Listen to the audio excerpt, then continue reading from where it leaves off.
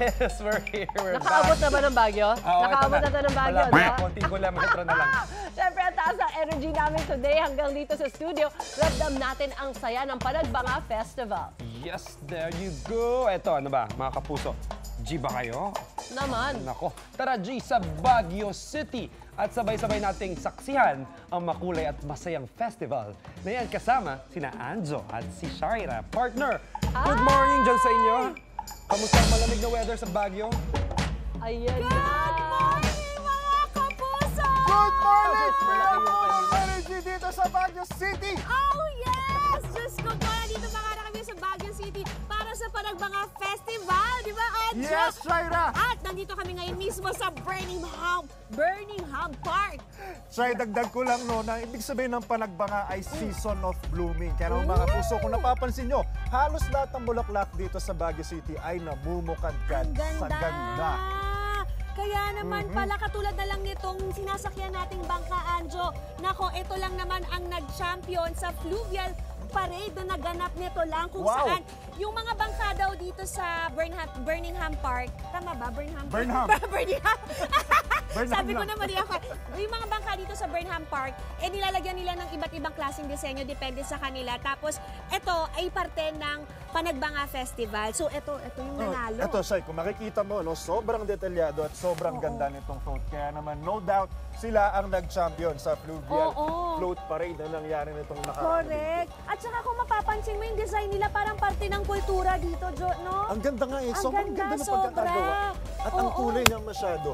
Hindi lang yan ang meron dito, Shay. Ano pang meron? Ano pa bang meron dito? Diyos ko. Anjo, ano mga activities? Ayan, bukod sa mga activities na naganap, simula pa nung unang linggo ng February, mga main events na po, anong Panagbenga inaabangan ay ang Grand Street Dance Parade at ang Grand Float Parade na mangyayari nitong darating na weekend. Yes, at sa mga pupunta dito bukas, magsisimula ang parada mula 8 a.m. sa Session Road, Magsaysay Avenue, at dadaan ng Harrison Road, Jose Abad Santos Drive at iliko sa Lake Drive, papunta sa Melvin Jones Football Grounds para kung saan doon yung magkakaroon ng presentation yung mga bawat grupo. Yes. Meron pa, Shay. Meron pa. Oo nga alam po. Ganyan din daw ang magiging ruta sa Panagbanga Grand Float Parade. Yes. At sisimula yan sa Feb 25 naman, linggo ng 8 a.m. Ang advice lang sa mga kapuso natin na gustong umakyat ngayong darating na weekend, sarado po ang mga daan na yan simula Feb 24 at 25, 1 a.m. hanggang alas 3 ng hapon. Keep that in mind, mga kapuso. At ang preparasyon dito sa Baguio tuloy-tuloy lang. Mula kahapon nga nakita natin na ang ilang float ay tinatapos pa rin para sa Grand Float Parade at ang gaganda talaga at ang kukulay ng mga ginagawa nila dito. Garbo, sobrang talagang elegante, pinag-isipan yung konsepto. Kabang-abang mga kapuso. Shaira, ito na, tatry na natin. Ang saya mo. At ito wait lang. Pakilala muna natin sila, ha? Mga kapuso, kasama lang naman natin itong grupo na nakalahok dito sa cultural dance, di ba? Dito sa Panagbanga. Ito sila ang first runner-up, ang Bimaak o ang Benguet Ifugao, Mount Province, Apayao, Abra at Kalinga Group. At sabi nila, first time lang daw nila nanalo, Anjo. First time lang nila sumali at nanalo kagad sila. Grabe naman, ito, balita ko pa, Shaira, ay Hall of Famers ng mga kasama natin. Itong mga kasama natin sa Baguio City National High School, lalo na sa kategory ng High School Street Dance. Hall of Famers, Shaira. Wow! Yun lang naman. Kaya naman, ano ba Nakaka-pressure. I-try na natin. Sige. Ay, eto si ate. Hi, ate. Anong pangalan mo po? Irir po. Irir. Irir. Yes. Irir. Irir. Okay. Good morning. Kakaiba. Good morning. Ano ba itong hinahawakan mo? Ma'am, is a basket pa na full of flowers, which is the symbolizing the Panagbanga Festival po. Sige, pwede bang matry yan? Yes po. O sige nga, sige. Go, nga. Shay. Okay. Medyo mabigat siya, ha? Okay, tapos yung mga dance po ay paano? Oh my gosh, baka malaglag ko.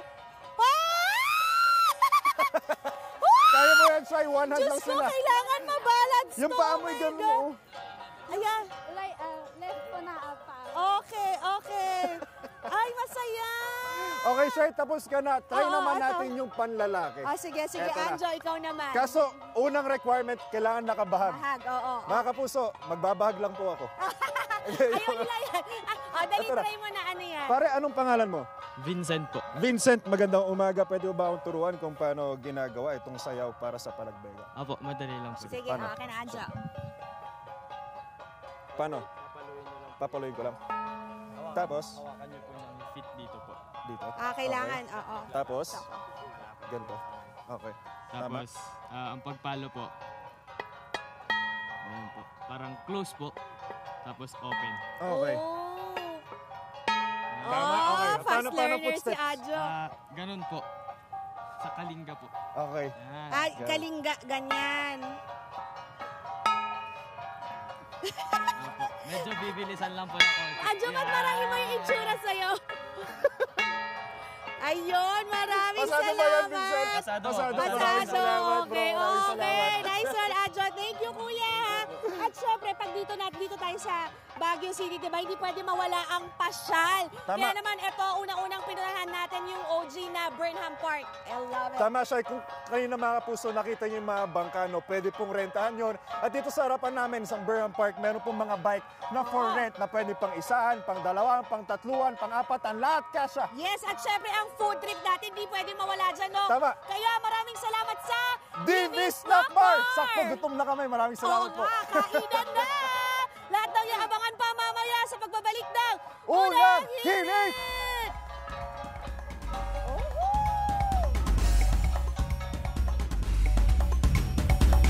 Fairness kay Anjo. In fast fairness, learner yung dalawa, oh. Very good yung dalawa. At mas gagaling pa yan kapag nakakain na sila ng breakfast. Oo Ayan, naman, abangan with natin. energy.